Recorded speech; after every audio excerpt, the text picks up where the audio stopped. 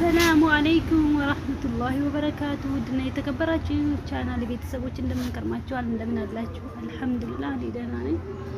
ዛሬ ደግሞ በዚህ ባለ 6 ሲሪ ማለት ነው መጥበሻ አላት።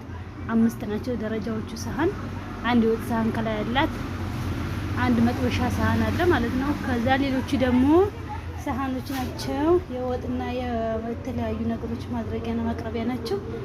በአጠቃላይ 6 ናቸው ማለት ነው።